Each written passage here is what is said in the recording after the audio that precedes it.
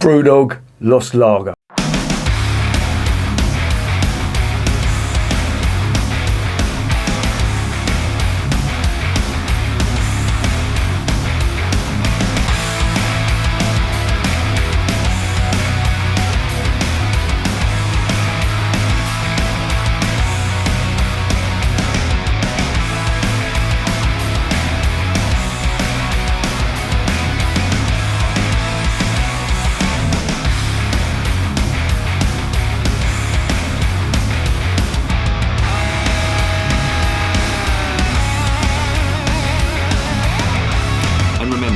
Life is too short to be drinking shitty beer.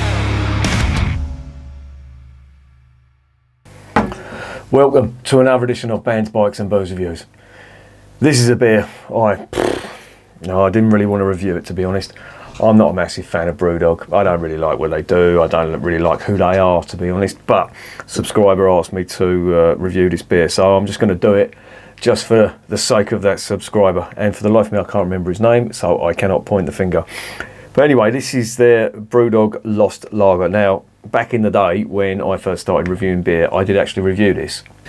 And I wasn't really well up with the German lagers, certainly not some of the best German lagers like Augustiner and St. Georgenbräu. So I didn't think this was too bad, but I'm going to sort of revisit it for the purpose of, well, just to see if Brewdog can redeem themselves. Now, if you've been a long-time subscriber on the channel, you know my views on Brewdog. There's some very questionable ethics. They've been in the news more times than almost any other brewer for some of the publicity stunts that they've pulled and that have gone wrong. The gold can, do you remember that one? And they were actually successfully sued, given a taste of their own medicine. And I have no sympathy for them getting sued. I think their ethics are very, very questionable. I hate the way that they pursue other brewers and they pursue bars, small bars, just ordinary people just trying to make a living, who they think are infringing on their copyrights. And I think it's just not just petty, I think it's vindictive. And these fuckers try to call themselves punks. Now, I used to be a punk years ago, and I know what the ethics of being a punk are, and it's definitely not trying to fucking sue people for intellectual copyrights, which you supposedly think they've infringed. Absolute tossers, they really are, and it really does annoy me that they use the word punk. That immediately stops anybody ever brewing a beer with the word punk in it, who could potentially be, you know, true punks in the true sense of the word. These fuckers weren't punks. They just went to fucking business school and cashed in on it. The whole thing about it. This is going to turn into a rant, and I've just done my blood pressure, and it's reasonably good, if you can call it reasonably good. It's actually quite high if a doctor looked at it, but yeah, it's probably gone up thinking about reviewing this stuff. Now, the whole thing about Brewdog and their schemes that they've got going, and the way they've been in the news, the way they treat their employees, just the whole toxic nature of the brewery and the equity for punks. Jesus Christ. I've done a video on that. If you want to have a look at that, then please look it up. It was one that I've done a fair bit of research for, and the abuse that I got for it from some people who'd obviously invested in it, and they're still waiting for a return. And that was, I think that was nearly 2.5 years ago, 3 years ago. And the amount of people, especially on Twitter, and the amount of people that were saying, "Oh, you know, it'll be fine when they go public and all that. It's imminent. It's imminently going to happen." And yeah, that hasn't happened yet. I'm not saying it won't happen, but it's not happened yet. And these people, they were fucking vehement. They were really angry that I'd even suggest that the equity for punks was a bit of a scam. And I can only put that down to something like, they call it cognitive dissonance.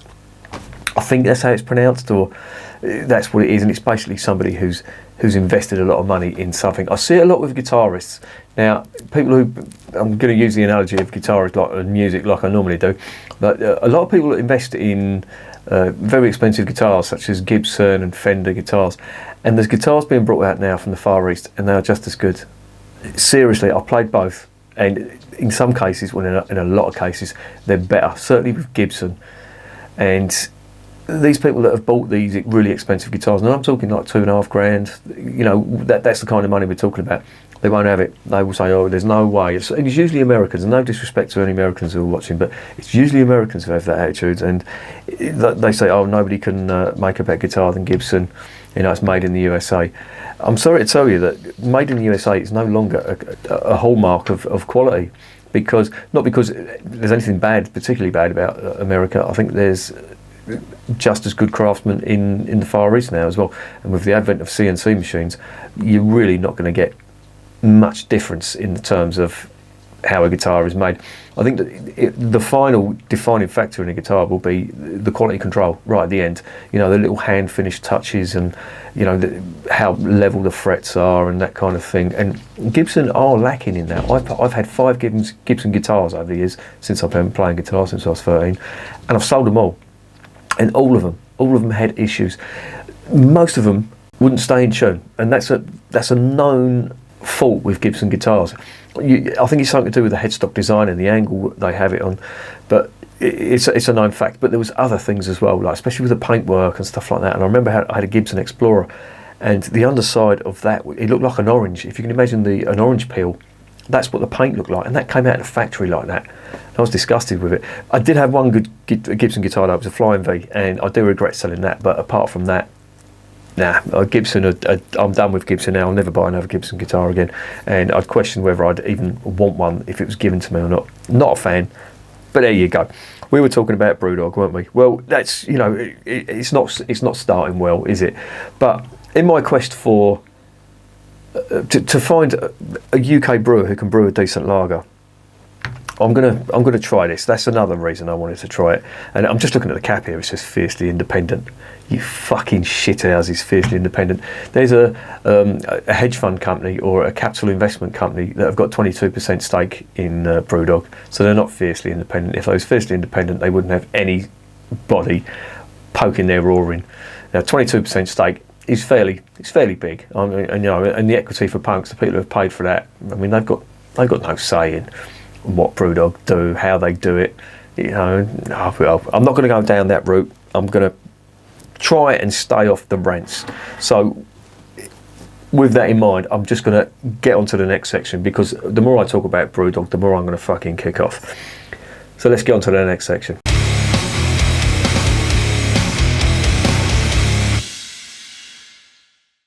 Right, this is Brewdog Lost Lager. United we stand for better bit. Fuck right off. Fiercely defiant and independent. Fucking defiant, my fat ass. You fucking tossers. The world's first carbon negative beer. Righto, I believe that when I see it. 4.5%, 660ml bottles. You know, my view on beer that comes in 660ml bottles. That's about it really. There is a little bit of a brew sheet. Now that's one thing that Brewdog do that is quite good. And the hops in here are, there's two particular types of hops, which I think are a little bit unusual. If they're going to, they're trying to brew this beer, this Lost Lager, in a style of a German Pilsner, and they call it Lost because the tradition of brewing this kind of lager is lost. Well, it's not fucking lost in Germany, so that's a fucking load of bollocks as well. I'm sure they must think we're stupid. Anyway, the two hops that are in here are Spalter Select and Sapphire hops. So Spalter Select, what is that? Well, it's not a noble hop, and it's not the same as the Spalt hops, which of course are one of the four main noble hops. So yeah, you need to get that out of your head. So whenever you see, for example, Spaten, they use Spalt hops. There's only a single hop in that. It's not the same hop. This was founded in a place called Hüll. I think that's how it's pronounced in Germany. Hüll or something. Yeah, Germans, you can fucking laugh. I don't care at my pronunciation. It's shocking, I know. But the characteristics of this beer Well, mainly what's good about it is it's very resistant to mildew and wilt as well. So that's one good thing it's got on its side. But the characteristics, flavour and aroma wise, it's got quite sharp citrus, so like lemon, that kind of thing. It's also got spicy herbal notes, such as wormwood. If you've ever tried that, I remember I tried a liqueur from Slovenia that had wormwood in it. Jesus Christ, it was fucking horrific, and the hangover from it was merciless. So yeah, don't fucking try that wormwood fucking. It was honey. It had honey in it as well. It's like a mead, but it was a mead, but it was like 65% or something. Fucking horrendous stuff. Anyway, it's got the characteristics of wormwood. It's also got thyme as well. So there's your herbal notes. When I talk about herbal notes in German beer, you know, you do get that thyme style and green herbs in their noble hops, even though this isn't a noble hop. We also got apple blossom as well. That's one of the characteristic on the aroma as well. Now the sapphire hop again is a German hop, and that the characteristic of that is sweet citrus like orange and tangerine, that kind of thing. So the hops do sound interesting. The malt is just Pilsner malt. Well, they're saying it's a Pilsner, so yeah, Pilsner malt is what you would expect. So there you go. There is the bottle. I'm sure you've seen a fucking bottle of Lost Lager. But there you go. Anyway, let's get it open. Let's see what's going on.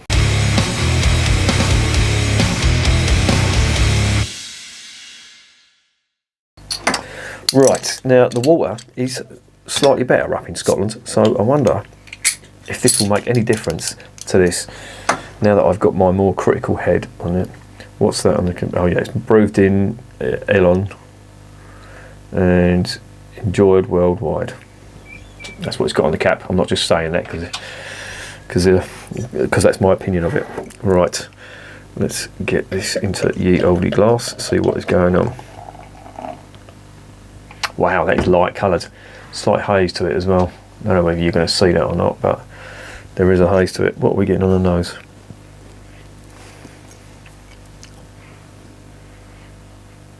Wow, very lemony. Very lemon and sulphur rich. God, there is quite a lot of sulphur on that. Jesus. It does have a little bit of hop character on there, I will say that. And that isn't bad.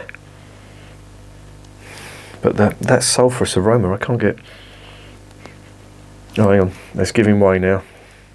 Normally what that is, when I say there's a lot of sulphur on it, maybe I should give it a little bit more time to ease off.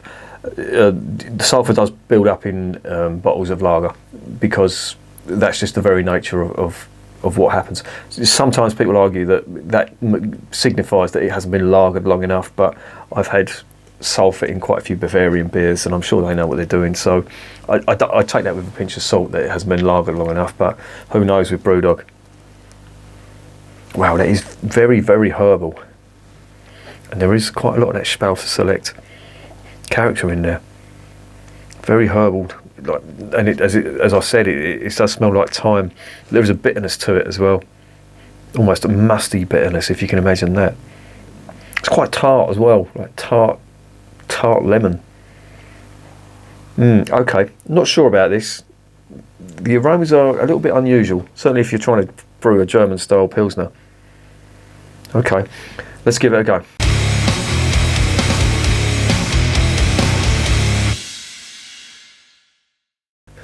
Bottoms up.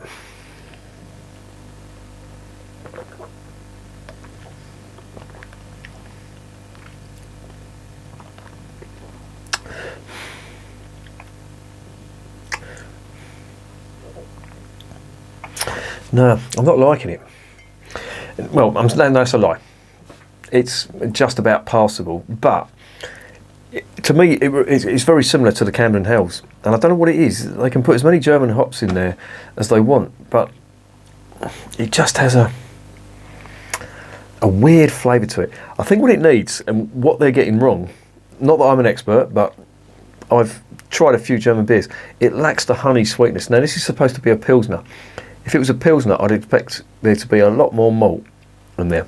But this is the first mouthful, so I'm not going to make my mind up completely, but that's my initial reaction to the flavours in here.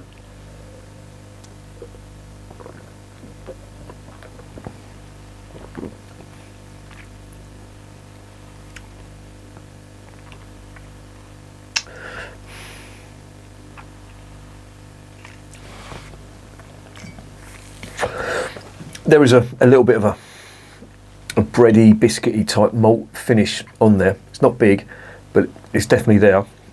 But I can't get over that mustiness that's in there. You really shouldn't be getting that, in my opinion, in a German style Pilsner. I would have preferred far more pronounced notes in there. And again, I do question why they've used Spouter Selects. I would have used Sarts hops. If you're going to try and brew a German style Pilsner, which it doesn't say it on the bottle, but this is what they were trying to allude to, and they've used Pilsner malt in there as well. Sarts hops, you won't go wrong with them. Just a single hop, it's all you need, and the Czechs do it, and they do it fucking fantastically. But again, Brewdog, fucking about with fancy hops, and there's no need for it.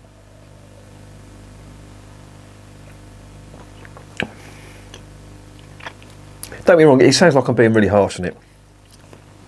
It's a reasonably drinkable beer. Certainly better than the macro stuff.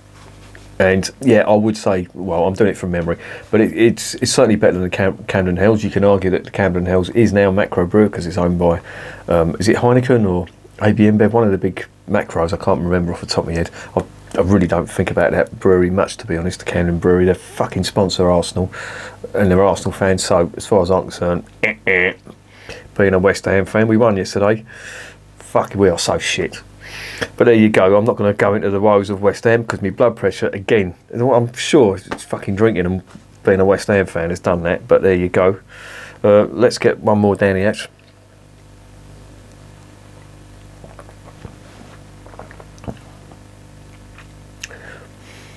This could have been really good.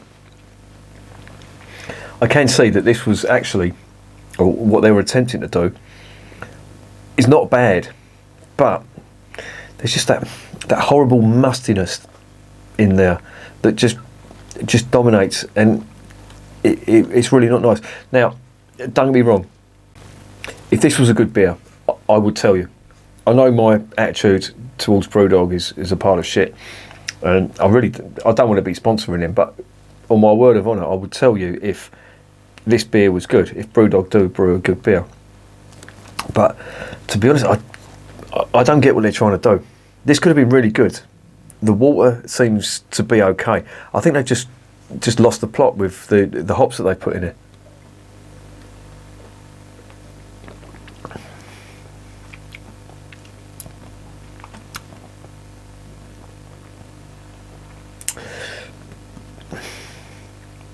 It could have been great.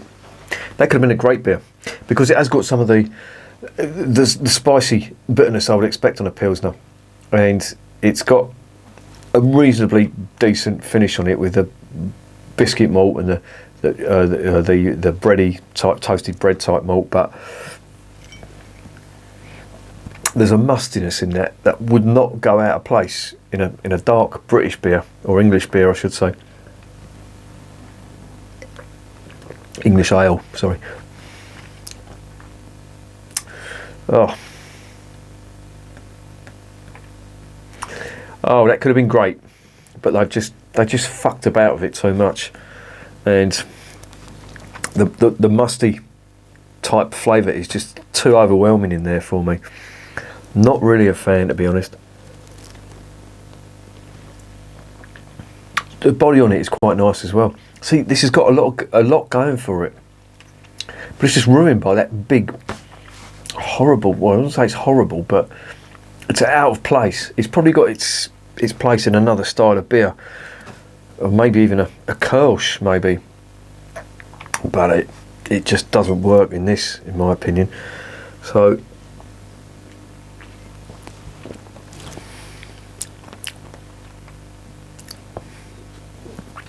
No, I'm trying to look for the diamonds in the dog shit, and it's not happening. Could have been great, but I think they've just made the wrong choice with the hops.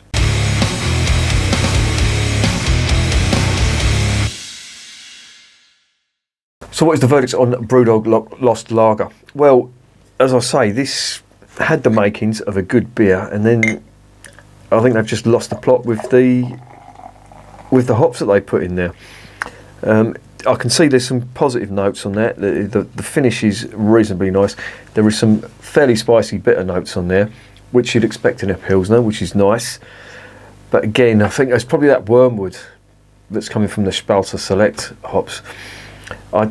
I just don't get it. I don't know why they put that in there. If they'd have just used Spalt's hops, it would have made for a good German lager, if nothing else.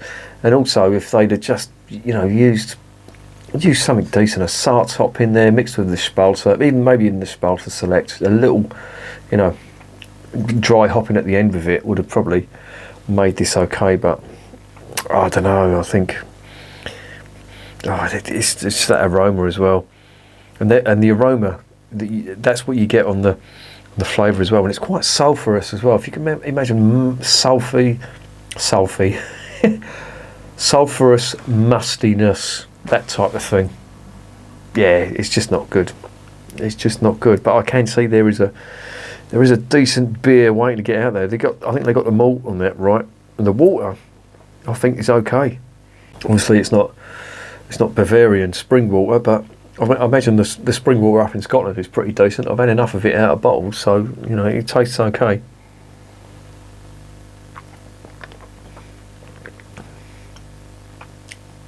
It's full-bodied as well, but it's just that musty lemon sulphur flavour. Just doesn't work for me.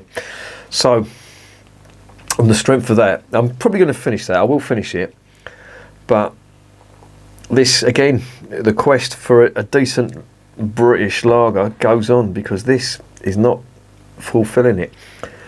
I'm going to give it a 5 out of 10. As I say, I will finish it, but I'll probably never buy it again. Would I recommend it? I'm sure a lot of you watching this channel have tried it. Love to hear your opinion on it. If you want to put it in the comments. I know I'm pretty slack on replying to people, but I will get round to it, and I will reply to every one of you if I can, or at least I'll give you a like, just to make it known that I have read your comment. And I do read all the comments, believe me. I do get notifications for every single comment, and I do read them, good and bad. But for this stuff, I'm not really going to recommend it. I'm probably going to give it a 5 out of 10, and I'm probably being a little bit generous there. For a macro brewed beer, yes, it is better than the macro brewed stuff. They haven't put it in a green bottle again, which is another bonus. But this could have been great. And I know Brewdog ain't going to watch this. I mean, if they watched any of my other videos, they probably got me on a fucking hit list. But if you're going to brew a decent lager and you really want to make headway, lose them fucking hop selection that you've got. Just use some decent noble hops. Get a little bit of honey on that yeast strain that you've got, a little bit of sweetness, and you're fucking good. But yeah, aside from that, it's not really doing it for me, to be honest. For the money you pay for that, there is so much better stuff. I bought this in Asda, and on the same shelf. No, was it Asda? Yeah, it was Asda. Was it Asda? Yes, it was Asda. And on the same shelf you had Paulaner, Helles. So there's no fucking competition there. So there you go. But yeah, I'm going to give it a 5 out of 10. Not really going to recommend it. There's much better German beer in the supermarket now that's better than that. I'd take Warsteiner over that, to be honest. That's how. I'm not saying Warsteiner is a bad beer. I like it. I mean, a lot of people laugh in Germany that I drink Warsteiner, but yeah, I don't mind it. It's quite a nice beer, but I'll take it all day long over that. It's not great. So I'm going to give it a 5 out of 10. Not really recommend it. And remember, beer is working class champagne.